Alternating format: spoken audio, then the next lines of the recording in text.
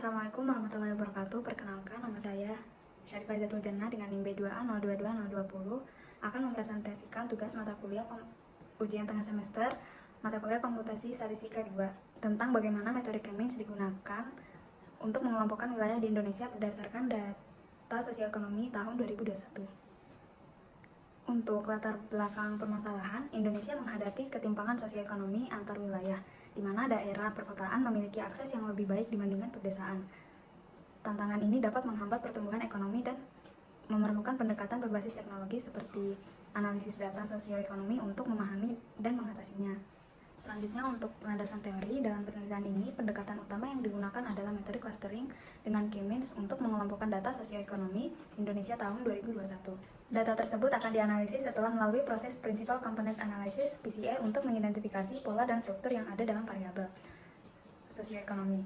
Untuk mengevaluasi klaster yang dihasilkan, akan digunakan metode elbow, silhouette score, dan gap statistik guna menentukan jumlah klaster yang paling optimal dan memastikan kualitas pengelompokan yang dihasilkan. Pendekatan ini bertujuan untuk memberikan pemahaman yang lebih mendalam mengenai karakteristik sosioekonomi yang dapat mendukung strategi industri di era Society 5.0. Selanjutnya, dalam sini, analisis multivariat. Analisis multivariat adalah salah satu jenis analisis statistik yang digunakan untuk mengevaluasi data dengan banyak variabel bebas dan satu variabel terikat. Lalu ada analisis cluster. Analisis cluster adalah teknik yang digunakan untuk mengelompokkan data berdasarkan kesamaan karakteristik di antara kelompok data tersebut, sehingga data dalam satu cluster memiliki kemiripan lebih tinggi dibandingkan dengan cluster lainnya. Lalu proses analisis cluster. Proses analisis cluster sendiri terdiri dari beberapa tahapan, dimulai dari praproses data, pemilihan metode clustering, hingga evaluasi cluster yang terbentuk. Selanjutnya ada evaluasi cluster. Evaluasi cluster bertujuan untuk menilai kualitas hasil pengelompokan data sehingga mempresentasikan karakteristik dengan baik. Terdapat beberapa metode yang umum digunakan untuk mengevaluasi kualitas cluster, yaitu yang pertama ada metode elbow, kedua silhouette score, dan ketiga gap statistik. Oke, baik, perkenalkan saya Gwenda Fabiola dengan NIM B2A022034. Saya akan melanjutkan presentasi dari teman saya. Selanjutnya masuk ke metode penelitian. Untuk pengumpulan data, dataset yang digunakan dalam penelitian ini adalah dataset publik dari Kaggle yang berjudul Socio-Economy of Indonesia in 2021. Dataset ini terdiri dari 514 baris dan 6 atribut. Berikut untuk tabel dari dataset. Selanjutnya masuk ke pre-processing data. Pre-processing data dalam penelitian ini meliputi penanganan outlier, standarisasi data, dan pengujian multikolinialitas, uji asumsi analisis faktor, dan reduksi dimensi. Untuk penanganan outlier, data sosioekonomi of Indonesia mengandung outlier di berbagai fitur. Untuk menangani masalah ini digunakan metode mean sourcing. Kemudian masuk ke standarisasi data. Untuk standarisasi data, langkah yang dilakukan menggunakan z-score, karena dalam penelitian ini menunjukkan perbedaan signifikan dalam ukuran satuan antar variabel. Selanjutnya uji multikolinialitas. Uji multikolinialitas akan dilaksanakan sebelum tahap clustering. Uji ini bertujuan untuk mengidentifikasi apakah terdapat korelasi tinggi antara variabel-variabel dalam dataset.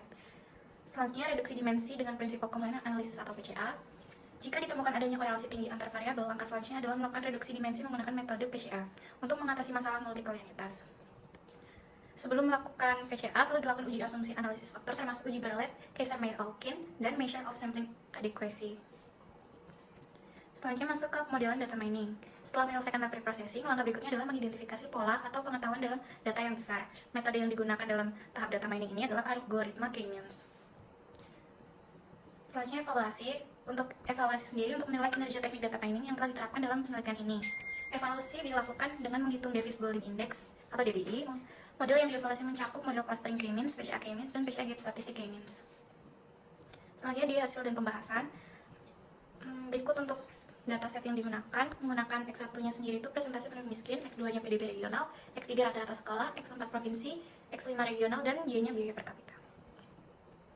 Untuk tahap pre-processing data, seperti yang sudah dijelaskan, menggunakan z-score dan PCA. Berikut untuk penanganan outlier-nya sendiri, menggunakan beam sourcing. Untuk data di sebelah kiri itu data sebelum dilakukan beam sourcing atau yang masih ada outlier-nya, dan untuk yang kanan itu data setelah beam sourcing atau setelah dilakukan outlier-nya. Ini data untuk setelah beam sourcing. Selanjutnya untuk standarisasi z-score. Setelah penanganan outlier, langkah selanjutnya melakukan standarisasi data, mengingat terdapat perbedaan yang signifikan dalam ukuran satuan antar variabel. Berikut hasil dari standarisasi data. Selanjutnya melakukan uji multikolinialitas untuk melihat korelasi antar atribut atau adanya multikolinialitas sebelum melanjutkan dengan proses clustering. Matriks korelasi menunjukkan adanya hubungan yang kuat antara presentasi penduduk miskin dan PDB regional. Rata-rata pendidikan dan biaya per kapita daerah yang memiliki tingkat kemiskinan tinggi biasanya juga memiliki PDB yang rendah, pendidikan yang kurang baik, dan biaya hidup yang lebih rendah. Sebaliknya, daerah yang lebih sejahtera cenderung memiliki indikator sosial ekonomi yang lebih baik. Hubungan yang kuat ini menunjukkan kemungkinan adanya multikolinialitas dalam data. Oleh karena itu, untuk mengatasi multikolinialitas, metode yang dapat digunakan adalah metode prinsipal komponen analisis atau PCA. Selanjutnya, melakukan reduksi dimensi dengan PCA didapatkan hasil dari uji Keister-Meyer atau KMO, uji Bartlett, dan uji Measure Sampling of Adequacy atau MSA. Pada tabel 6 merupakan hasil output dari uji MSA. Kemudian pada tabel 7 hasil uji dari KMO didapatkan nilai Keister-Meyer-Hawkins sebesar 0,673 dan uji Bartlett didapatkan p-value-nya 0. Pada tabel 6.7 hasil uji KMO menunjukkan nilai sebesar 0,673 yang mengindikasi bahwa data tersebut layak untuk dilakukan analisis PCA.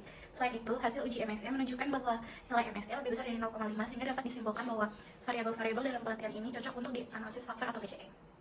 Uji Bartlett digunakan untuk menentukan apakah matriks korelasi antar variabel adalah matriks identitas yang membantu dalam mengidentifikasi adanya korelasi antar variabel. Berdasarkan hasil uji Bartlett yang ditampilkan pada tabel 8, diperoleh nilai p-value sebesar 0, yang lebih kecil dari 0,05. Hal ini menunjukkan bahwa terdapat korelasi antar variabel sehingga analisis PCA perlu dilakukan. Setelah melakukan analisis faktor, langkah selanjutnya adalah menghitung kovarian untuk mengukur sejauh mana dua variabel dalam dataset saling berkorelasi. Kemudian pada tabel 5, setelah memperoleh matriks kovarian, langkah berikutnya adalah menghitung nilai eigen dari matriks tersebut. Eigenvalue berfungsi untuk mengukur seberapa banyak informasi yang diwakili oleh setiap komponen utama. Semakin besar nilai eigenvalue, semakin besar kontribusi komponen tersebut terhadap variabilitas data. Berikut untuk hasil perhitungan eigenvalue dan plot nilai eigenvalue. Pada tabel perhitungan nilai eigenvalue menunjukkan bahwa faktor 1 memiliki nilai eigenvalue sebesar 2,347952 yang mengindikasi bahwa faktor ini menjelaskan lebih dari 2 unit varian dalam data dan merupakan yang paling signifikan, sehingga memberikan kontribusi besar terhadap total varian yang dijelaskan oleh model. Sebaliknya, faktor 2 dengan nilai 0,832311, faktor 3 dengan nilai 0,558165, dan faktor 4 dengan nilai 0,261572. Semua memiliki nilai kurang dari 1, menunjukkan bahwa kontribusi mereka terhadap varian sangat kecil dan mungkin tidak relevan untuk analisis lebih lanjut. Dengan demikian, hanya faktor 1 yang layak dipertimbangkan dalam analisis faktor, sementara faktor lainnya dapat diabaikan. Berikut hasil perhitungan dari eigenvektor. Setelah memperoleh nilai eigenvalue dan eigenvektor dari matriks kovarian data, langkah selanjutnya adalah melakukan perhitungan prinsipal komponen analisis atau PCE. Hasil eigenvektor yang telah diperoleh kemudian dinormalisasi dengan membagi setiap nilai eigenvektor dengan panjang vektornya. Selanjutnya dilakukan perhitungan jumlah hasil perkalian antara nilai eigenvektor yang telah dinormalisasi dengan data yang telah distandarisasi, sehingga diperoleh skor komponen utama. Tabel 11 menunjukkan hasil data yang diperoleh dari perhitungan komponen utama. Setelah melakukan reduksi dimensi menggunakan PCE, dihasilkan dataset yang terdiri dari dua fitur yang mewakili komponen utama. Berikut data hasil reduksi dimensi PCE. Selanjutnya, gap statistik. Hasil grafik pada gambar 3 menunjukkan bahwa jumlah klaster optimal menggunakan metode gap statistik adalah 4 klaster. Hasil ini diperoleh dari grafik gap statistik pada gambar 3 yang menunjukkan garis vertikal pada nilai 2, menandakan bahwa jumlah klaster yang optimal. Berikut grafik nilai gap statistik yang diperoleh dari gambar 3. Berikut grafik nilai gap statistiknya. Selanjutnya, clustering K-means. Dari grafik di atas menunjukkan hasil dari algoritma K-means clustering yang diterapkan pada suatu dataset di mana data terbagi menjadi dua kelompok utama yang ditandai dengan warna yang berbeda, ungu dan kuning. Tanda silang merah mewakili pusat atau sentroid dari masing-masing klaster dengan letak sentroid yang menunjukkan lokasi pusat dari setiap kelompok data. Sumbu X dan Y pada grafik mempresentasikan komponen utama pertama dan kedua yang diperoleh dari PCE yang merupakan kombinasi linear dari variabel asli dan menangkap sebagian besar variabilitas. Kemudian untuk kesimpulan, penggunaan PCE dan gap statistik dalam model clustering secara signifikan meningkatkan kualitas analisis. Cluster yang dihasilkan mencerminkan kondisi sosioekonomi yang beragam, membantu mengidentifikasi wilayah yang membutuhkan perhatian khusus. Kemudian untuk saran, dalam konteks metode yang digunakan, terdapat beberapa saran untuk perbaikan lebih lanjut. Pertama, meskipun K-means clustering efektif dalam bentuk cluster pada data yang cukup mungkin, metode ini sangat bergantung pada inisialisasi titik pusat dan jumlah cluster yang dipilih. Disarankan untuk mencoba algoritma clustering lain seperti hierarki clustering atau DBS-SUCAN.